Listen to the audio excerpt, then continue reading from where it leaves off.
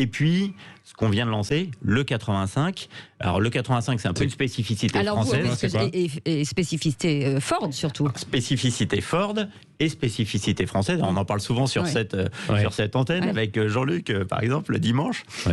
Et donc, on a relancé toute une gamme bioéthanol, FlexiFuel, on l'appelle chez nous, E85, avec la nouvelle Fiesta, le Ford Puma, le Ford Kuga full hybride, la Ford Focus hybride E85, et puis 2 véhicules utilitaires également.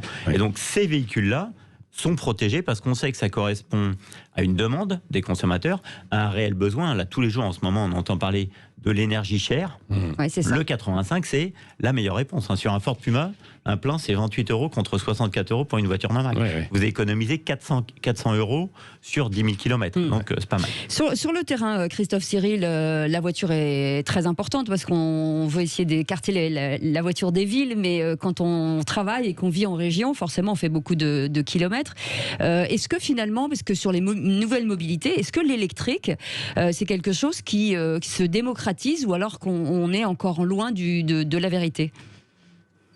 Alors, oui, bien sûr, ça se démocratise. Après, selon les endroits, il est évident que c'est plus ou moins adapté. Donc, ce que vient de dire Louis-Carl est absolument essentiel sur l'éthanol, puisque là, on est véritablement sur un moteur thermique, avec une pollution qui est hyper réduite, en plus avec la possibilité d'avoir de l'hybridation, ce qui veut dire que là, c'est la vision et la version idéale dans des environnements comme les nôtres, ici, par exemple, en Vaucluse ou dans les Bouches-du-Rhône.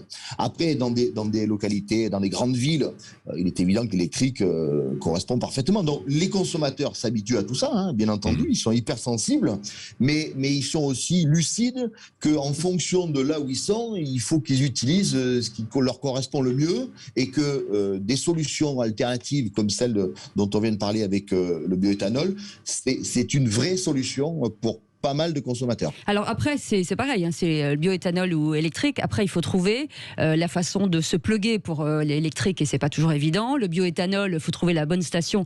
Même si le FlexiFuel pourrait bien expliquer, c'est le bioéthanol et d'autres carburants aussi. Alors tout à fait. L'avantage avec un véhicule FlexiFuel, bioéthanol, donc qui fonctionne au bioéthanol, c'est que vous pouvez fonctionner au bioéthanol. S'il n'y en avait pas, vous pouvez aller avec du samplon 95 traditionnel.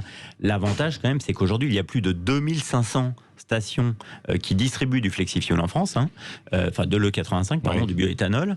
Ça a encore augmenté durant cette année de confinement. Il y en a eu à peu près 900 de plus en une année. Donc il y a une réelle demande et un réel maillage du territoire aujourd'hui.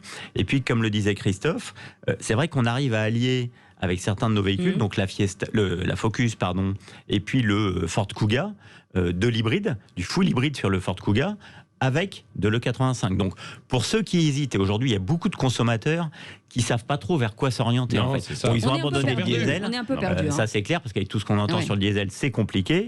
Donc, on va vers de l'essence, de l'hybride, du full hybride, de l'hybride rechargeable. Et je dirais, c'est vrai que l'E85, avec de l'hybride ou sans hybride, c'est une excellente solution. En fonction que vous rouliez beaucoup, en ville ou plutôt sur autoroute. Et donc vraiment, chez nous, on a essayé d'avoir une solution pour chaque typologie de consommateur. C'était ça vraiment qui était important.